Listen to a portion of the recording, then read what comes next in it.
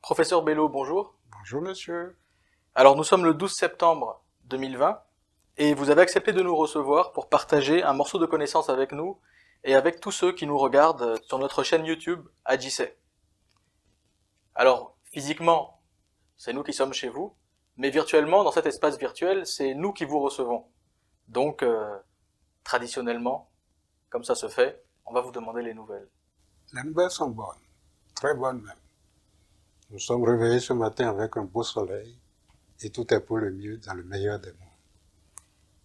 Alors, professeur Bello, pour ceux qui ne vous connaissent pas, est-ce que vous pouvez vous présenter succinctement et puis aussi présenter le morceau de connaissance que vous avez désiré partager avec nous aujourd'hui? Merci monsieur, je suis professeur Bello Tohidi, professeur de macro, méthodologie de la recherche et surtout enseignant-chercheur à l'NCA. Je dois reconnaître que je suis déjà passé par l'université. D'abord, l'université de Dakar, où j'ai fait une année. Voulant me rapprocher de Cotonou, j'ai dû postuler à Abidjan. Et à ma grande surprise, on m'a dit, professeur, on vous attend. Je suis donc arrivé à l'université d'Abidjan. Et ça, depuis les années 1975, 76. Vous voyez, ça fait bien, ça fait vieux. Dans l'absolu, le temps n'existe pas. Oui, temps et espace ne sont que le fruit de l'imagination de l'homme. Mais pour nous, les hommes ordinaires, ce temps est présent. Et même très présent. Et c'est là notre problème. À nous. Donc je suis arrivé dans les années 76 et une bonne partie de la faculté des sciences et quoi était construite devant moi. Et pour être simple, je dois dire que j'étais le deuxième Africain non ivoirien à être recruté à la faculté des sciences économiques d'Abidjan. Donc j'ai vu passer des générations d'étudiants, des générations de dirigeants. Et à partir de 1991, sentant venir l'effervescence d'une démocratie mal maîtrisée, donc j'ai dû demander à migrer vers l'NCA, qui à l'époque était un havre de paix. Et c'est depuis 1991 que je suis à l'NCA. Avec l'avènement du multipartisme, on sentait, tous ceux qui avaient du flair, on n'a pas besoin d'être des verts pour ça, tous ceux qui avaient du flair savaient que cette effervescence démocratique pouvait, si on ne prend garde, basculer dans le bon ou dans le mauvais sens. Et c'est pourquoi je parlais d'une démocratie, bon, disons naissante, pas encore mature. Très bien. Et sentant, et vous savez qu'à partir de ce moment-là, lorsqu'il y a effervescence, cette effervescence, comment on appelle ça, touche toutes les couches de la population, et généralement les étudiants. Nous sommes habitués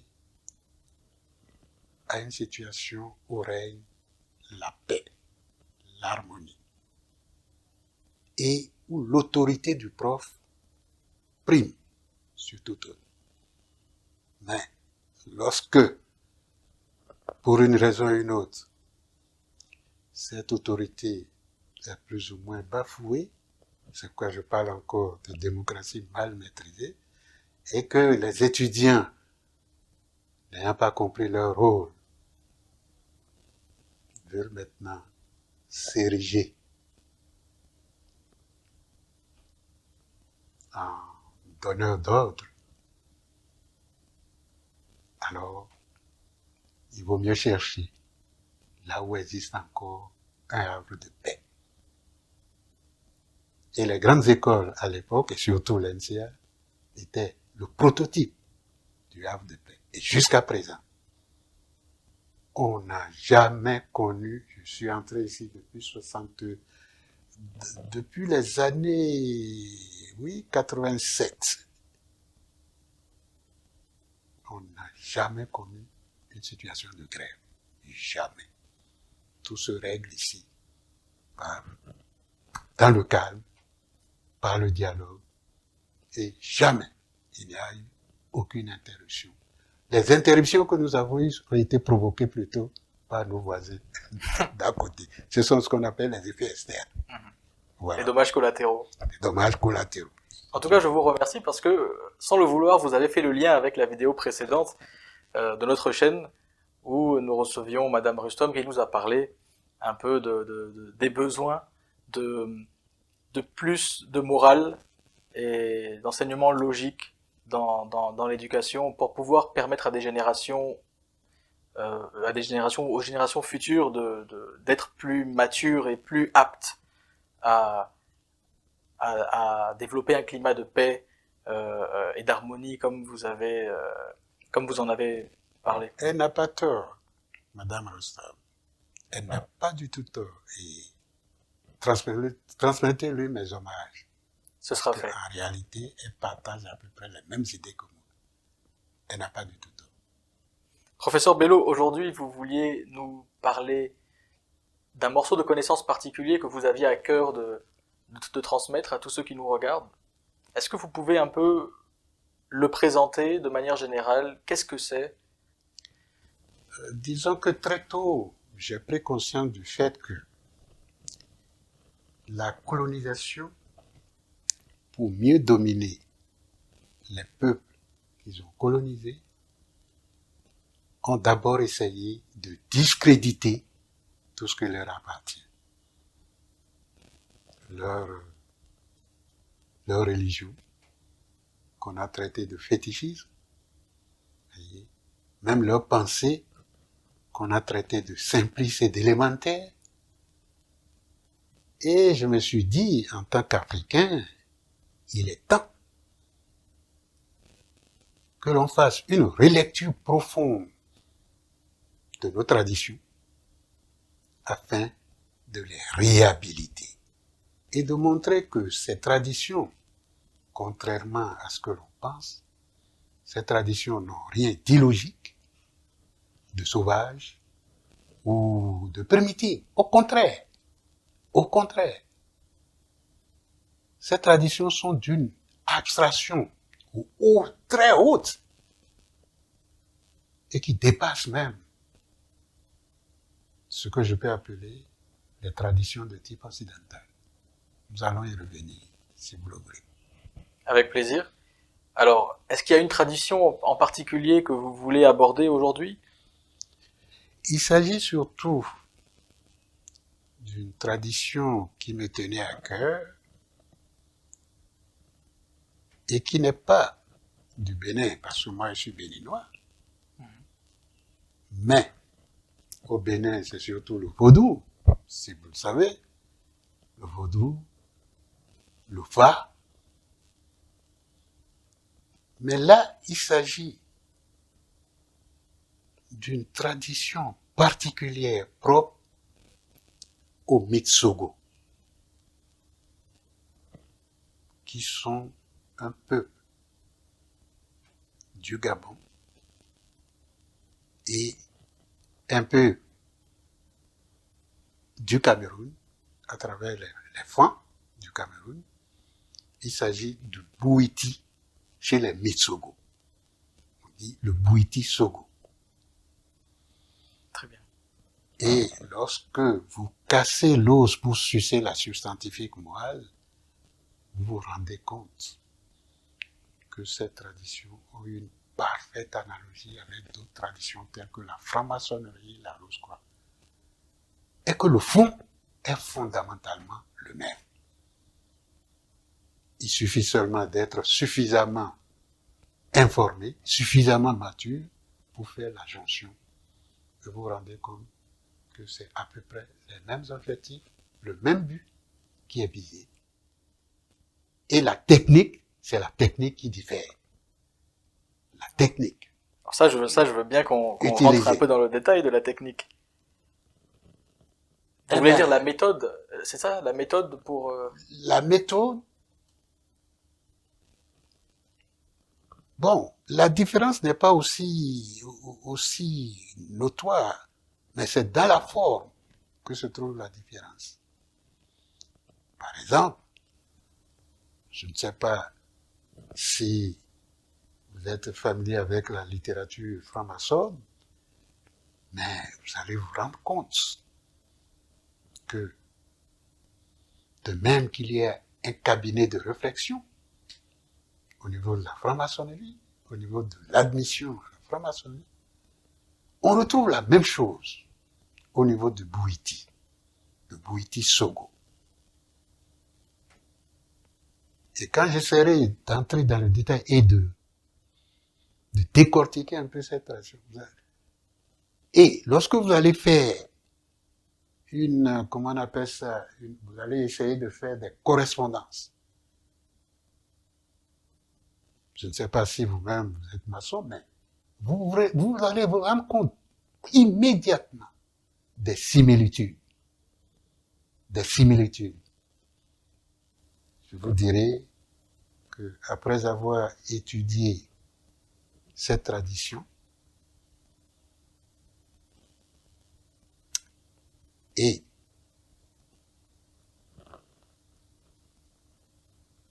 ayant eu quand même quelques acquaintances avec les francs-maçons, je peux vous dire que finalement, il n'y a rien sous le soleil. Que c'est la même tradition primordiale qui a essaimé sur toute la planète Terre. Peut-être à partir d'un point névralgique. Alors vous rejoignez un peu la pensée de René Guénon sur la tradition primordiale. Absolument. Il a existé une tradition primordiale qui a pris naissance quelque part. Est-ce que ce quelque part géographiquement on peut le localiser? Oui. Vous savez, on a parlé de la descente des Atlantes qui, à un moment donné, se sont réfugiés en Égypte et qui ont bénéficié de la protection du pharaon d'antan, le pharaon Thothmosis III. Et on s'est rendu compte que depuis cette Égypte, l'Égypte ancienne, pas l'Égypte actuelle, l'Égypte ancienne, on se rend compte que cette tradition primordiale s'est essaimée partout, aussi bien en Asie, et évidemment en Afrique, en Asie et dans le monde entier. Puisque vous savez vous-même que les Grecs et tout ça, les Socrates sont venus en Égypte pour, voilà. Donc, de là, tout est parti. Et vous retrouvez à peu près le même symbolisme. Au niveau des couleurs, au niveau des nombres, le même symbolisme, vous retrouvez ça partout. Je me dis, mais tout est merveilleux. Et cette tradition dont vous parlez, dont vous voulez parler, le Bouïti de Sogo, si je me trompe pas. Le Bouïti Sogo, oui. Cette tradition, vous estimez qu'elle dérive elle-même d'une tradition De plus la ancienne tradition, égyptienne? de la tradition primordiale, D'accord. qui Qui est Atlante. était Atlante et qui, pour être assimilée, devait prendre la couleur du pays ou de la région dans laquelle Donc c'est cette elle même tradition s'implantait. qui aurait donné, je sais pas, des sociétés initiatiques en Orient ou Absolument. même les druides en Occident. Absolument, absolument. Il suffit d'être patient et de bien décortiquer l'ensemble de ces traditions. Vous verrez que c'est exactement pareil. Mais sous de vocables et sous des techniques. Hein, des techniques de valorisation de l'être humain, des techniques différentes. Alors, peut-être juste une petite question, une petite précision avant qu'on aille un peu plus loin. Vous avez parlé d'écoles initiatiques tout à l'heure. Vous avez fait allusion à la franc-maçonnerie, à la Rose-Croix. Oui. Vous avez aussi parlé d'une méthode universelle. Oui, Est-ce que vous êtes religieux? Est-ce que vous avez une religion? bien sûr. Je suis né de parents musulmans et je suis musulman. Mais en général, on entend quand même assez souvent que l'appartenance à une religion, la pratique religieuse, est un peu incompatible avec des ordres initiatiques, voilà. Est-ce que il en est de même avec le Bhuti? Est-ce qu'il y a une incompatibilité entre une pratique religieuse et une pratique, on va dire, peut-être plus traditionnelle? Cela relève de la pure incompréhension ou soit de la mauvaise foi ou de la pure incompréhension. Il ne devait pas y avoir incompatibilité ou antinomie entre les traditions authentiques qui elles-mêmes sont initiatiques et les religions. Le seul problème, c'est que la religion, c'est une voie de salut. La religion vient pour le salut des hommes. Les traditions initiatiques sont une voie de connaissance. Vous voyez? Et c'est la raison pour laquelle j'ai fait un peu cette jonction avec la franc-maçonnerie, la Rose-Croix, qui sont également des voies de connaissance. La religion vous dira, selon ces dogmes-là, voilà, comment on appelle ça, Marie, Joseph et Jésus, c'est la Sainte Trinité, vous y croyez, un point, c'est tout. On ne vous donne, vous n'avez aucune démonstration, vous l'acceptez tel qu'elle est. C'est ça la Sainte Trinité. Alors pour être tout à fait précis pour ceux qui nous regardent, la Sainte Trinité chrétienne, c'est plutôt le Père, le Fils, le Saint-Esprit, Oui.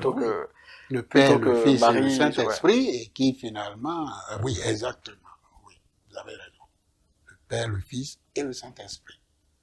Et donc, ce que vous êtes en train de dire, c'est que ça, dans la religion, c'est donné comme un dogme, mais dans les voies de connaissance, on arrive à comprendre pourquoi. On fait de vous un point d'interrogation à vous-même.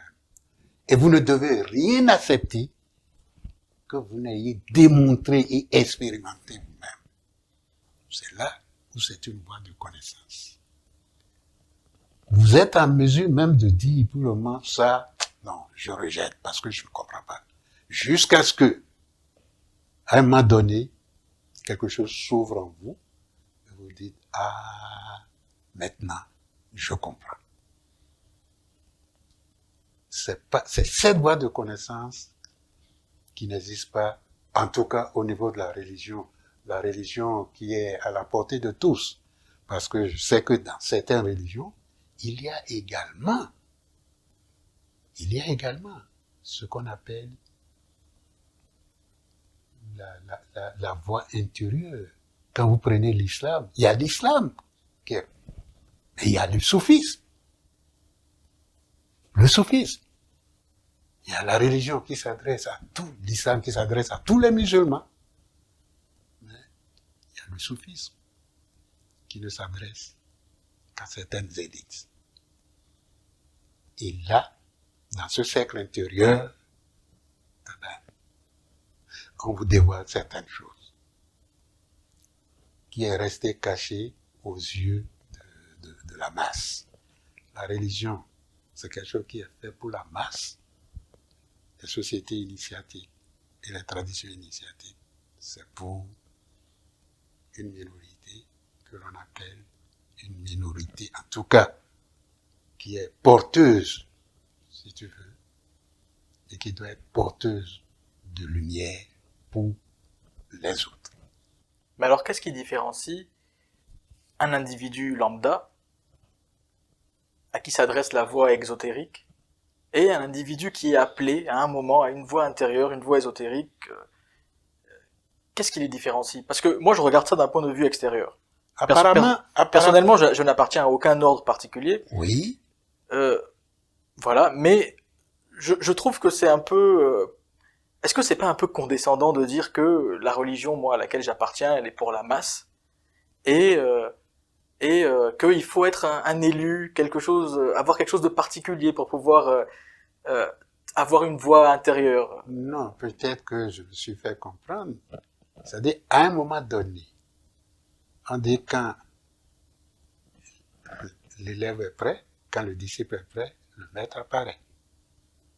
Tous ceux qui, pour le moment, ne suivent que la voie de la grande masse, tôt ou tard, pour ceux qui croient à l'incarnation et à la réincarnation, tôt ou tard, dans une incarnation ultérieure, ils seront appelés à cette voie intérieure, cette voie ésotérique, qu'on le veuille ou non. Donc c'est un schéma global pour l'humanité. C'est un schéma global pour l'humanité. Et le plus souvent, c'est parce que le bureau ne s'y prête pas. Je vous aurais fait un schéma qui montre bien que vous avez en haut ce que j'appelle la tradition primordiale. Cette tradition primordiale a décliné en ce qu'on appelle d'une part les traditions universelles et les traditions humaines. Et quand vous descendez plus bas, dans cette tradition humaine, vous avez les voies ésotériques et puis les voies ésotériques qui sont réservées à toute la masse. C'est la raison pour laquelle, si vous lisez la Bible, à un moment donné, un des disciples dit, mais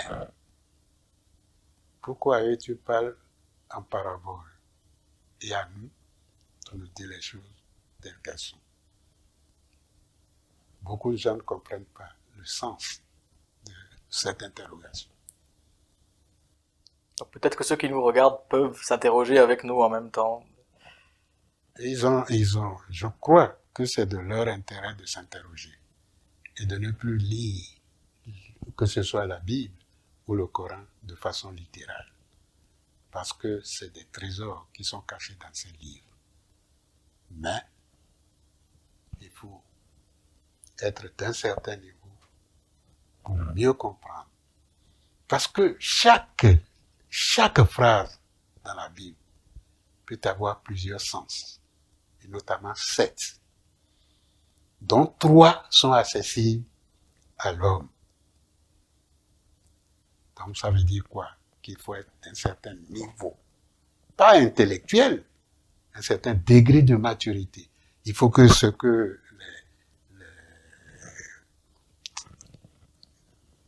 les hindous et tout ça appellent les chakras, qu'une bonne partie des chakras s'ouvre et alors vous voyez ce que le commun des mortels ne voit pas. Voilà. Et c'est la raison pour laquelle il ne faut pas jeter la perle au pourceau. Il faut sélectionner à un moment donné ceux qui doivent accéder à cette voie. Ce n'est pas une voie qui est ouverte à tout le monde. Sinon, au lieu de forger leur personnalité, vous risquez de briser cette personnalité. Donc si on vous dit que ceci est fermé, que ceci est secret, dites-leur que c'est normal et c'est naturel. C'est même la voie de la sagesse. Voilà. Merci professeur Bello. Est-ce que vous voulez bien qu'on aille un peu vers Le Bouiti. le Bhuti, puisqu'on a parlé en général des traditions initiatiques, et puis maintenant qu'on aille un peu plus en profondeur dans le Bhuti. Est-ce que déjà vous faites partie de cette... Là, je vous dis tout de suite non. Je ne connais... Il y a un célèbre philosophe qui disait, celui qui parle du poro ne connaît pas le poro. Donc celui qui parle du Bhuiti ne connaît pas le Bhuiti de l'intérieur. Parce que dès l'instant où vous êtes initié au poro ou au Bhuiti, vous êtes astreint à quoi? Au silence le plus absolu. Si j'en parle, c'est parce que je ne connais pas cette tradition de l'intérieur. Je ne suis donc pas membre du Bhuiti. Et je peux vous dire que géographiquement, le Bhuiti, c'est le Gabon, le Cameroun, et pas du tout le Bénin ni la Côte d'Ivoire. Géographique. Et alors maintenant au niveau du contenu, qu'est-ce que vous pouvez nous en dire alors, vous qui avez étudié sans en faire partie, mais qui avez quand même, je suppose, étudié cette tradition-là? Oui, ça, j'ai pris un plaisir à étudier cette tradition, même de l'extérieur. Parce que même de l'extérieur, on apprend beaucoup de choses. Disons que le Bouiti, c'est un ordre initiatique essentiellement masculin. Comme la franc-maçonnerie qui n'admet pas, en tout cas la franc-maçonnerie régulière, qui n'admet pas en son sein les femmes. C'est un ordre initiatique essentiellement masculin. Il y a une raison à ça? Bon, il y a plusieurs raisons, mais je préfère me taire là-dessus. On respecte. Il ne faut surtout pas croire que c'est parce que les femmes ne sont pas initiables, pas du tout. Bien au contraire. Vous verrez même que le Bouiti dont je parle, la première initiatrice, c'est une femme. Ah, Et c'est elle qui a apporté le Bouiti aux hommes. Alors, ce Bouiti, qu'est-ce que je peux en dire tout en ne trahissant pas les secrets? Disons qu'il y a une légende pour dire comment le Bouiti est né.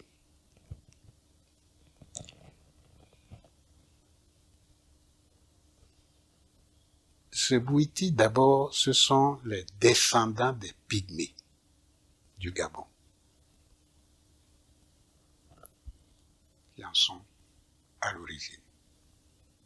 Bon, évidemment, il y a tout ce qui est allégorie là-dedans. Il y a une femme du nom de Bazeux, pardon? Bazeux, qui est allée à la rivière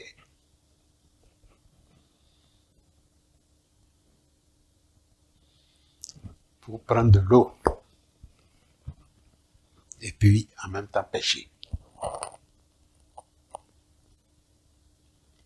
Et puis, dès qu'elle entre dans l'eau a commencé à rougir. Alors, une couleur rouge sang. Évidemment, elle a voulu s'enfuir parce que c'est la première fois qu'elle voit un tel truc. Et une femme, et une voix qui lui dit, femme, ne t'enfuis pas. Il dit, mais qui m'appelle? Et la voix lui dit, c'est nous. Mais qui êtes-vous? Je ne vous vois pas. C'est très simple.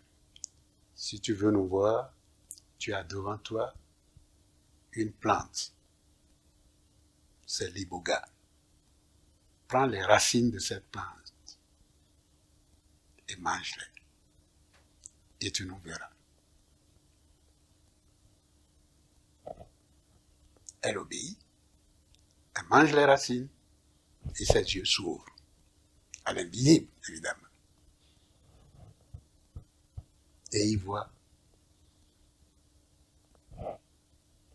des gens dont un est en train de jouer la harpe sacrée, le ngombi, la harpe sacrée. Il dit, et les gens lui disent, cette plante que tu viens de manger, ça s'appelle l'iboga. L'iboga.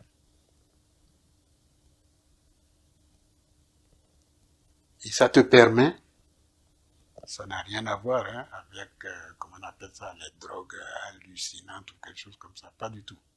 Bah, j'allais vous demander, est-ce que c'est pas un peu une sorte de cérémonie chamanique avec des drogues hallucinogènes pour... Ça va plus au-delà. Disons qu'il te faut te mettre dans certaines conditions. Il te faut, si tu es un homme ordinaire, il y a des fréquences vibratoires que tu ne pourrais pas ni, comment on appelle ça, Tu ne peux pas t'approcher de ça, ni même tes yeux ne peuvent pas voir de telles choses. On dit que même si Jésus vient ici, pour venir dans cette terre dense, il faut bien que lui-même, il rende sa fréquence vibratoire à un niveau que les hommes peuvent supporter. Sinon, ils seront désintégrés. C'est normal. C'est pareil. On dit, cette plante, ça s'appelle l'iboga. Et chaque fois que tu viendras ici, si tu veux nous boire, tu prends un peu de cette plante et puis tu nous verras. Et nous te dirons ce qu'il y a à dire. Elle était un peu, non seulement surprise, mais paniquée.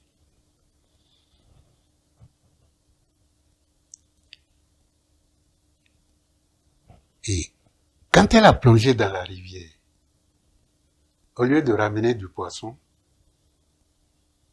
qu'est-ce qu'elle voit? Elle voit d'abord un squelette humain, un fémur, puis des bras, et puis un crâne. Elle ramasse tout ça, tout en étant un peu excitée, surexcitée, elle rentre. Et son mari lui dit, mais où est le poisson que tu es parti pêcher? Elle dit, mon cher, ce que j'ai ramené de la rivière dépasse même mon entendement et dépasse le poisson dont tu parles. Elle dit, rassemble les hommes.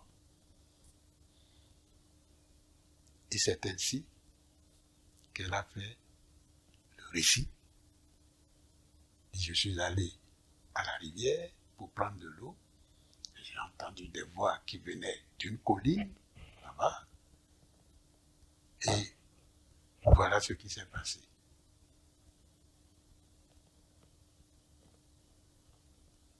Bien. Et c'est le début de ce qu'on appelle les réunions secrètes. Parce que c'est cette première assemblée qui a constitué ce qu'on appelle une réunion secrète. Évidemment, elle est revenue à la rivière. Mais le mari, il était un peu intrigué. Il se demande, mais attends, cette femme, où est-ce qu'elle va exactement? Est-ce qu'il n'y a pas quelqu'un là-bas? Ça ne me trompe pas? Est-ce qu'il n'y a pas quelqu'un là-bas? Et donc, discrètement, a suivi sa femme. Elle ne savait pas que son mari était derrière. Et dès que les hommes en question l'ont vu, eux, ils ont vu en même temps son mari qui était derrière. Dit, mais femme, tu nous as trahis. Nous t'avons dit de garder le secret. Et maintenant, tu amènes quelqu'un avec toi. Elle était étonnée. Et automatiquement, le mari sort et dit, ah non, non, non, ma femme ne vous a pas trahi. C'est moi qui, discrètement, l'ai suivi parce que je pensais, tu vois, que c'était une manière d'aller me coquifier. Donc, c'est ça que je voulais vérifier. Elle dit, ah, d'accord. Ok.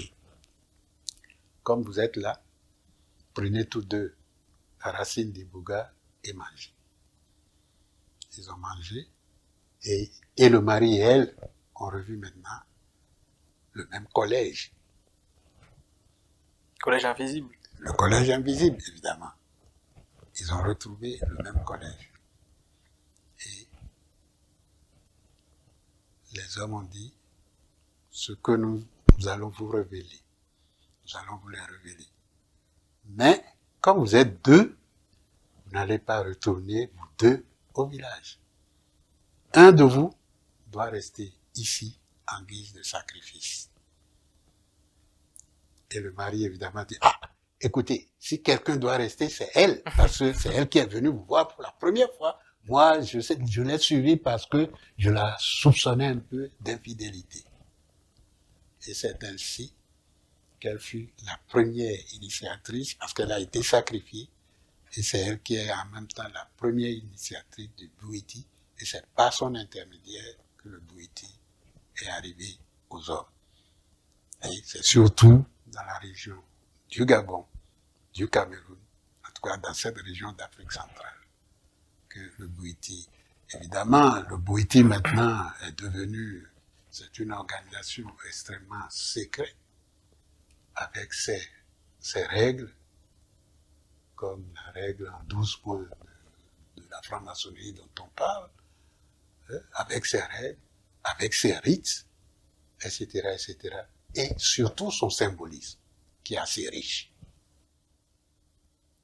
Alors là pour moi ainsi que pour tous ceux qui nous regardent, je pense qu'on a beaucoup de questions. Je suis à votre disposition. Évidemment, je pense qu'on n'aura pas le temps de d'aller très loin, très en profondeur dans toutes ces questions. Mais la première question qui me vient naturellement, c'est ce collège-là, qu'est-ce qu'il transmet à cette femme et à ce mari comme enseignement? Alors, est-ce que ça fait partie du secret, ou est-ce qu'on peut nous mettre sur la voie? Oui, peut-être vous mettre sur la voie. Mais si je dois parler des enseignements du Bouiti, c'est comme si on me demandait de parler des enseignements de la Rose-Croix ou des enseignements on appelle ça, de la franc-maçonnerie. C'est une école, c'est organisé comme une école de mystère. Et dans cette école, les adeptes, selon leur degré d'avancement, voilà, reçoivent des enseignements qui sont gradués. Donc, vous avez pour faire la jonction avec la franc-maçonnerie, vous avez le degré d'apprenti, vous avez le degré de compagnon, et vous avez le degré de maître, qu'on appelle le Povi. Povi. Qui veut dire? Le maître du temple, le soleil par excellence. Et ce sont les banzis, les apprentis, ils n'assistent pas du tout aux préparatifs du Bouiti. Non. Ils sont là uniquement pour écouter et recevoir. Ils n'assistent pas aux préparatifs. C'est dans le degré des compagnons que maintenant les choses sérieuses commencent. Et enfin, le degré de maître. Mais la différence, c'est que là, c'est très, en tout cas, opératif. C'est vrai qu'ailleurs, c'est opératif, mais l'opératif, on ne le perçoit pas. Là, c'est automatique et c'est très opératif. Et c'est ça qui caractérise la plupart des temps. Quand on te dit, tu prends un œuf avec ceci, tu mets ça ensemble et tu vois le résultat automatiquement. Bon. Vous voyez, au niveau de la Rose-Croix de la franc-maçonnerie, c'est un peu plus philosophique. Plus philosophique. Plus, disons, plus spéculatif. Spéculatif. Voilà. Est-ce que on peut vous poser une question sur la nécessité du sacrifice? Parce que là, comme vous avez dit, selon l'histoire que vous avez racontée, il ne pouvait pas retourner à deux dans le village. Il fallait que l'un des deux reste pour être sacrifié. Alors si on fait un peu un parallèle avec par exemple la reine Poku qui doit sacrifier son fils, ou alors avec d'autres traditions où on doit sacrifier le vieil homme, ou alors pourquoi ce besoin de sacrifice? Même dans la religion, au départ, il y en avait. C'est Jésus lui-même qui est arrivé et qui a aboli tout ça. Et qui a remplacé ça par autre chose. La bougie qu'on allume, l'effort que tu dois faire, c'est ça. Vous avez parlé tout à l'heure du sacrifice du vieil homme. C'est ça, justement. C'est-à-dire tout ce qui est élevé,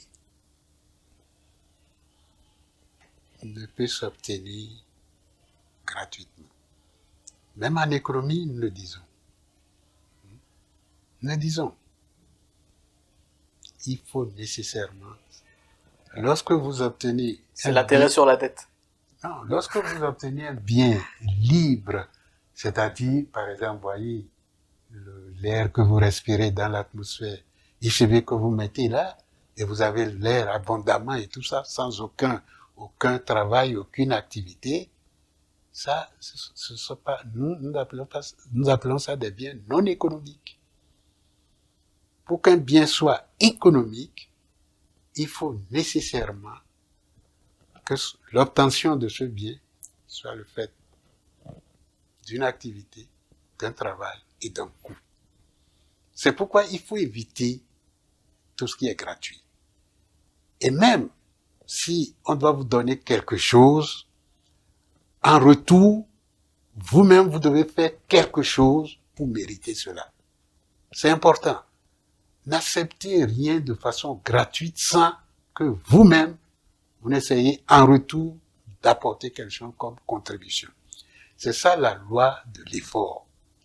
Tout ce qui est obtenu à titre gracieux, d'abord, quand c'est comme ça, vous n'y accordez pas, tu vois, l'importance qu'il faut. C'est ça, là. Tu mangeras ta nourriture à la sueur de ton front. Tu mangeras ta nourriture à la sueur de ton front. Quand on était dans le paradis terrestre, où tout suffit, j'ai faim, et bien la nourriture vient, j'ai besoin de ceci et ça vient. Mais on ne voyait pas l'importance de tout ça. Maintenant, après la faute de nos ancêtres, Adam et Ève, et qu'on leur a dit, bon, à partir de maintenant, tu mangeras ta nourriture à la sueur de ton front, c'est un décret qui signifie que, quel que soit le domaine dans lequel tu es, même dans le domaine spirituel, tes chakras ne vont pas s'ouvrir de façon spontanée comme ça. Il faut que toi-même, tu fasses un effort. Et cet effort s'appuie tout simplement en matière de comportement, en matière d'attitude, ça peut être des régimes alimentaires. Tout ça, il faut que toi-même tu fasses un effort.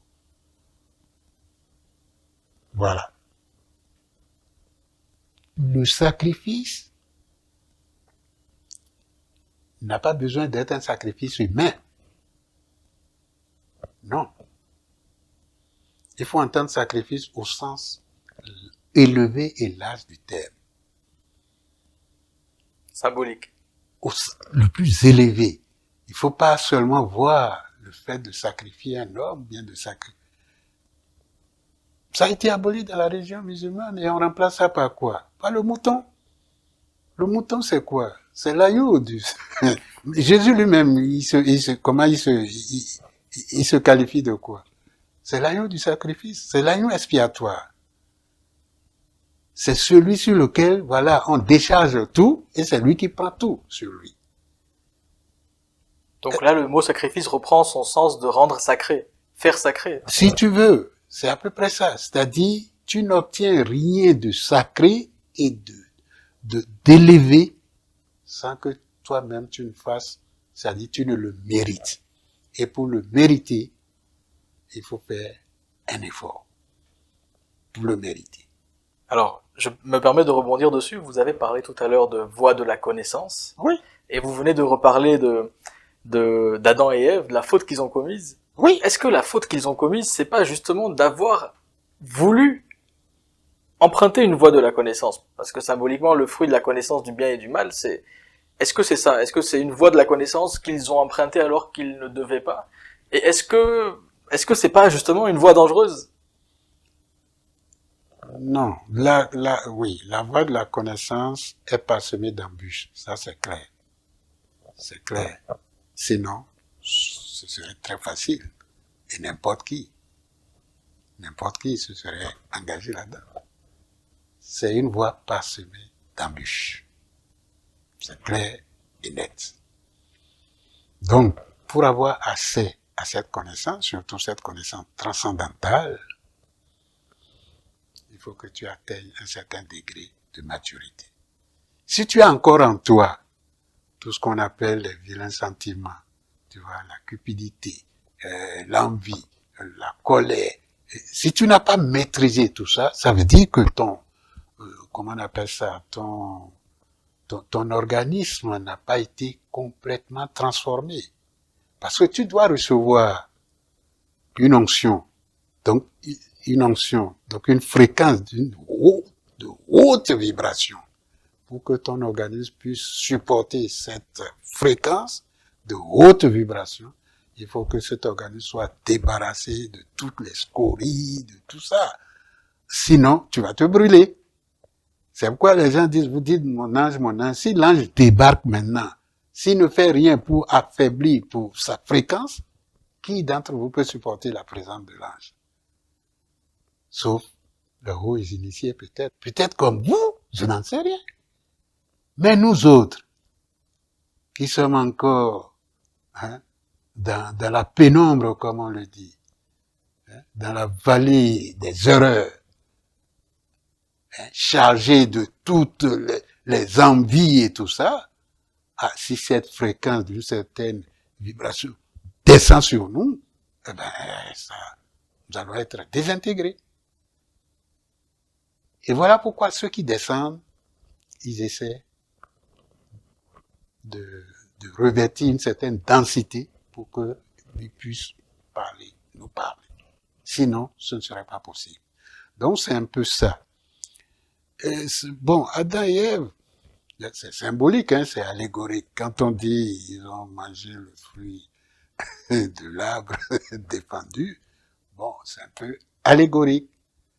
C'est un peu allégorique quand on parle de jardin d'Éden. Bon, est-ce qu'il y a véritablement eu un jardin? Voilà. Parce qu'à un certain niveau, ce n'est pas le jardin en tant que jardin physique. C'est plutôt autre chose. Vous voyez?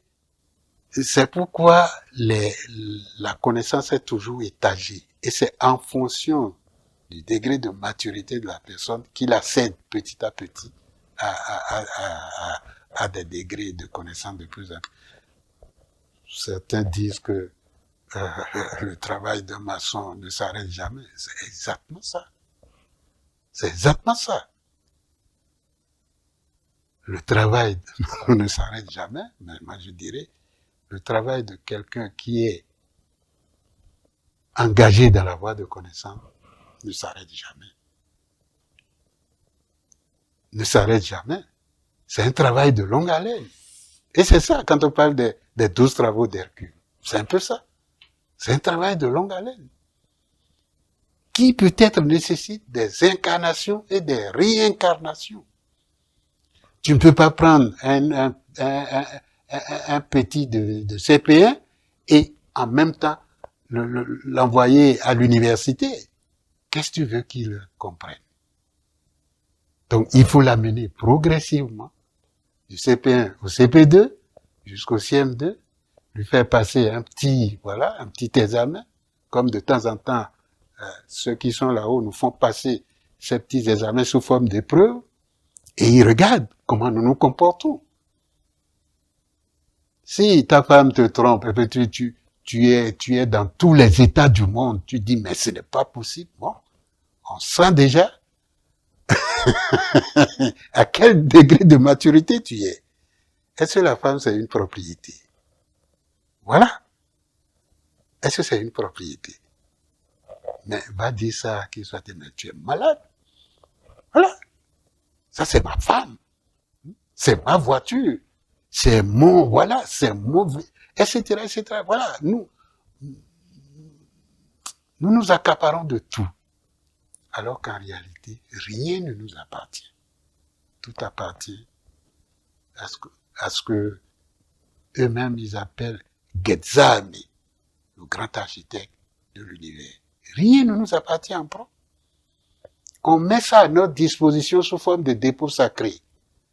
Et c'est la manière dont nous utilisons ce dépôt sacré qui va déterminer notre réincarnation future et les expériences que nous allons poursuivre dans les incarnations futures. Si aujourd'hui, tu es le roi, on dit le roi des Perses, Darius, etc., et que tu ne sais pas, c'est même une épreuve. Oui, tu es riche, comme Crésus, mais c'est une épreuve.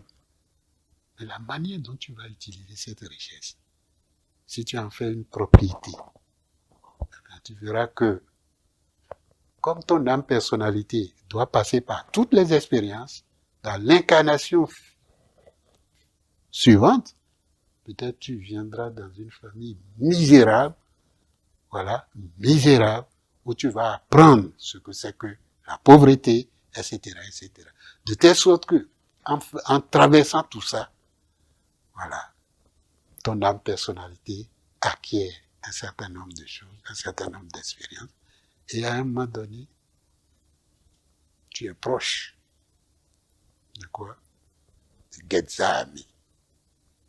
Et à ce moment-là, tu peux parler avec les anges, tu peux parler avec ce que nous appelons les dieux. Donc la réincarnation, ça fait partie des enseignements secrets. Il faut y croire.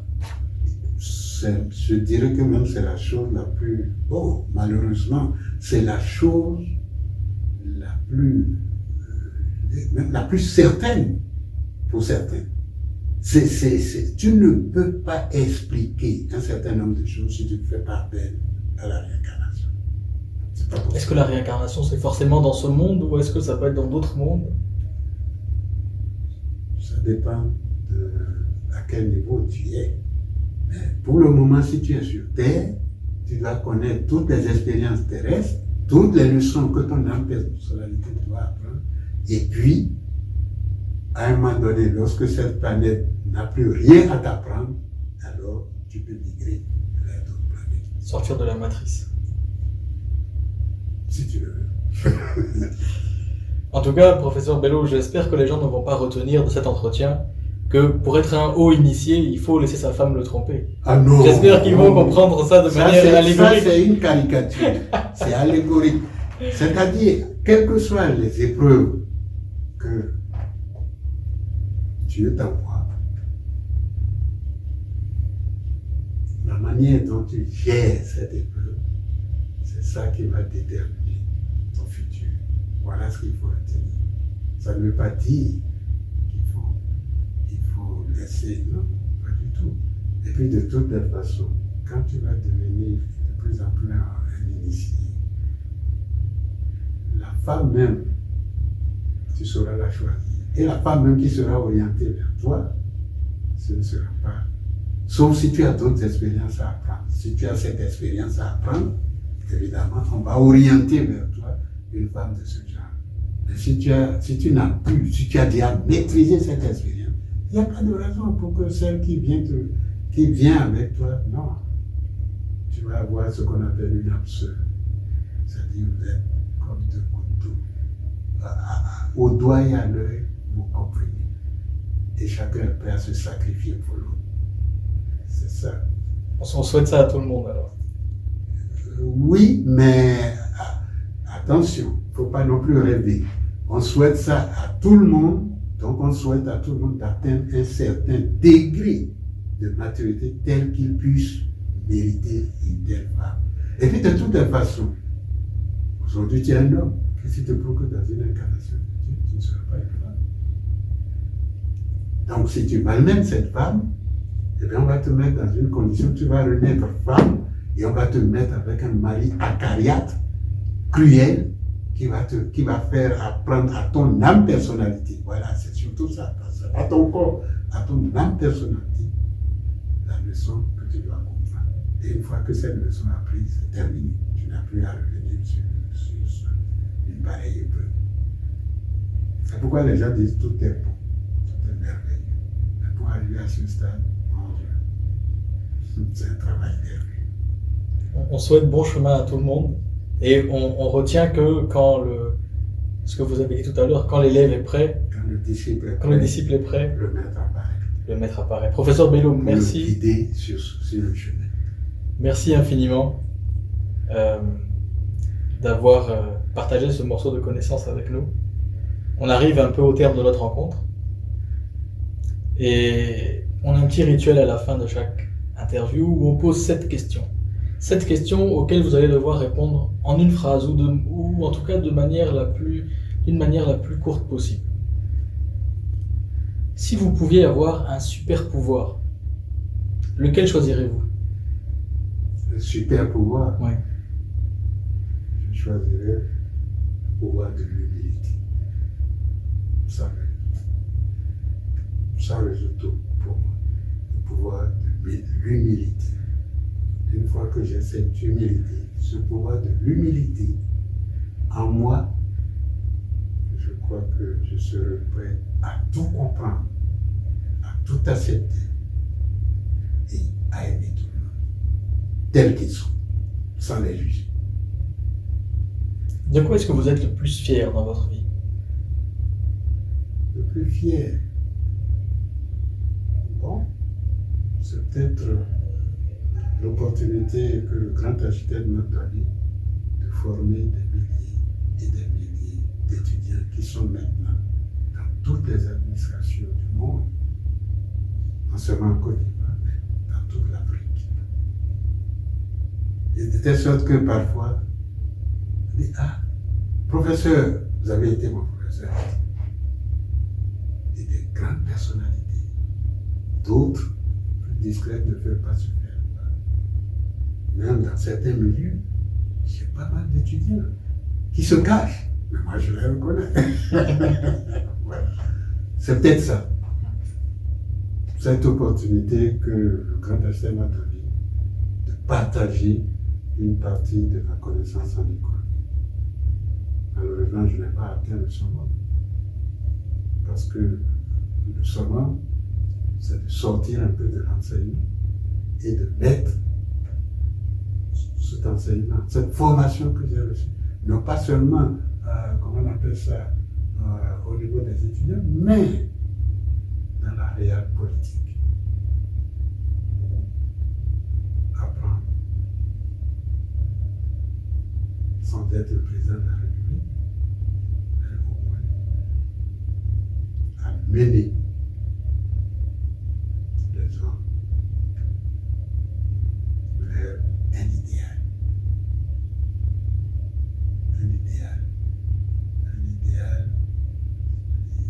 Tel que les choses devraient être, et non telles qu'elles sont. Quel est le sens de la vie, professeur Bellou? La vie, mon Dieu, il n'y a rien de tel. On dit la vie ne vaut rien, mais rien ne vaut la vie. C'est même une grâce que le grand architecte te donne de pouvoir expérimenter, te donne à ton âme personnalité de pouvoir expérimenter un certain nombre de choses que tu dois absolument maîtriser pour parvenir à ce que j'appelle le nirvana, pour parvenir à ce stade qu'on appelle le nirvana. À ce niveau-là, eh ben, tu ne sais pas plus rien. Tu ne sais pas plus rien. Tu vois? Il n'y a plus de distinction, il n'y a plus de... Tu aimes tout simplement, et tu aimes tout le monde, tel qu'il soit. Parce que tu vois en chacun une figure de Dieu, une représentation de Dieu, Alors, une image. Justement, quelle est votre définition de Dieu? C'est la 4e question. Comme le dit le poétique, c'est à la fois le grand architecte de l'univers, c'est à la fois cette énergie, c'est à la fois l'inconnaissable, l'innommable, c'est l'être suprême. C'est quelque chose qu'on ne peut pas nommer. Mais disons, d'autres disent, c'est toute la création. Dieu, finalement, c'est le cercle, et à l'intérieur duquel il y a un point central. Donc c'est toute la création qui est mue par ce point central. Et ce point central, c'est Dieu dans sa création. C'est-à-dire sans les créatures, sans la création, Dieu lui-même n'est pas perceptible. Voilà. Est-ce que vous avez un film, un livre, une chanson à nous recommander? Une chanson, un film. S'il s'agit d'un film, c'est le roi Arthur. Le roi Arthur. Je ne sais pas si vous avez déjà vu ce film. C'est le roi Arthur. Et après avoir vu ce film, la vie, vous allez l'apercevoir autrement. Voilà. Tu sais, les gens n'aiment pas trop lire. Je préfère qu'ils aillent voir ce film. Très bien.